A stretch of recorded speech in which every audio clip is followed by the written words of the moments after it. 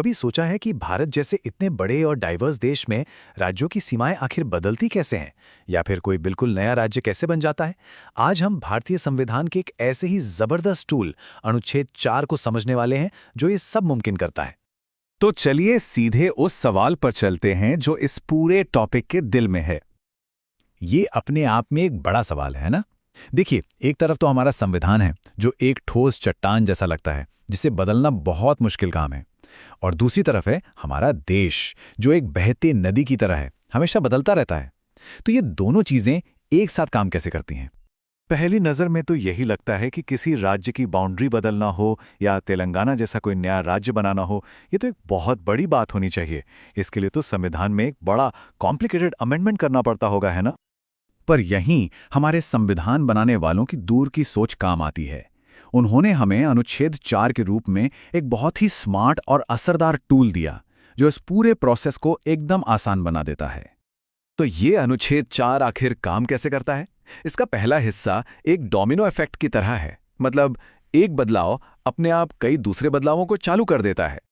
देखिए, सबसे पहले ये समझना जरूरी है कि अनुच्छेद 4 कुछ खास तरह के कानूनों पर ही लागू होता है। ये वो कानून हैं जो संसद को नए राज्य बनाने या मौजूदा राज्यों की सीमाओं, इलाकों या फिर नामों को बदलने की पावर देते हैं। यहाँ एक बहुत ही दिलचस्प बात है। जब संसद, मान लीजिए, एक नया राज्य बनाने का कानून पास करती है, तो वो कानून सिर्फ उतना ही नहीं करता, वो एक तरह का ऑटोमेटिक चेन रिएक्शन शुरू कर देता है। मतलब कुछ और जरूरी बदलाव अपने आप ही करने पड़ते हैं। जरा सोचिए, जब कोई नया राज्य बनता है तो सबसे पहले देश के सभी राज्यों की जो ऑफिशियल लिस्ट है उसमें उसका नाम जोड़ना पड़ता है। ये हो गया पहली अनुसूची का अपडेट। फिर उस नए राज्य को संसद के ऊपरी सदन यानी राज्यसभा में सीटें भी तो देनी होती हैं। ये हो गया चौथी अनुसूची का अपडेट। और इनके साथ साथ कई दूसरे छोटे मोटे जरूरी एडमिनिस्ट्रेटिव बदलाव भी किए जाते हैं। लेकिन अब आते हैं अनुच्छेद 4 के उस हिस्से पर जो असल में इसे एक संवैधानिक शॉर्टकट बनाता है और इसे इतनी ज्यादा ताकत देता है। ये एक छोटा सा वाक्य है, पर इसका असर बहुत बहुत बड़ा है। ये भारतीय संघ को एक ऐसी फ्लेक्सिबिलिटी देता है जो दुनिया के कई दूसरे फेडरेशंस में देखने को नहीं मिलती, और यही इसकी असली पावर है। तो ये सिर्फ एक कानूनी लाइन नहीं है, ये हमारे संविधान निर्माताओं की बुद्धिमत्ता का सबसे बड़ा सबूत है। उन्होंने एक ऐसे संविधान की कल्पना की थी जो देश की बदलती जरूरतों के हिसाब से खुद को ढाल सके।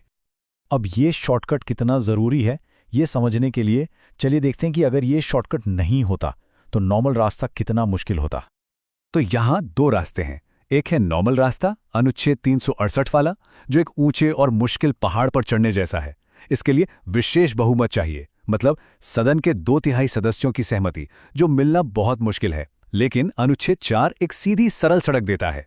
इसके लिए बस साधारण बहुमत चाहिए, यानी मौजूद और वोट करने वाले आधे से ज्यादा सदस्य। ठीक वैसे ही जैसे कोई आम कानून पास किया जाता है। तो आसान भाषा में कहें तो यह है तो एक संवैधानिक बदलाव, लेकिन इसके लिए वो भारी भरकम और मुश्किल संवैधानिक प्रक्रिया से नहीं गुजरना पड़ता। यह वाकई में एक बहुत ही स्मार्ट और प्रैक्टिकल सिस्टम है। अच्छा, इन सब टेक्निकल बातों का असल में मतलब क्या है? ये हमारे लिए इतना इंपॉर्टेंट क्यों है? चलिए इसके बड़े असर पर एक नज़र डालते हैं। तो जैसा कि हम देख सकते हैं, अनुच्छेद 4 की अहमियत बहुत ज्यादा है। ये संसद को, देश को फिर से ऑर्गेनाइज करने की एक असाधारण शक्ति देता है। इससे भारत का नक्शा बदलती हुई जरूरतों के हिसाब से इवॉल्व हो सकता है। ये हमारे फेडरल स्ट्रक्चर को मजबूत लेकिन फ्लेक्सिबल बनाता है। और सबसे बड़ी बात, ये साबित करता है कि हमारा संविधान सिर्फ एक किताब नहीं, बल्कि एक जिंदा प्रैक्टिकल डॉक्यूमेंट है। तो आखिर में ये हमें एक बड़े सवाल पर लाकर छोड़ देता है। क्या अनुच्छेद 4 प्रैक्टिकल गवर्नेंस के लिए एक जरूरी टूल है जो देश को वक्त के साथ बदलने में मदद करता है, या फिर ये केंद्र सरकार के हाथों में बहुत ज्यादा पावर देता है? इस पर बहस हमेशा चलती रहती है, और यही बहस अनुच्छेद 4 को भारतीय लोकतंत्र का एक बहुत ही जरूरी और दिलचस्प हिस्सा बनाती है। ये वाकई में एक सोचने वाली बात है।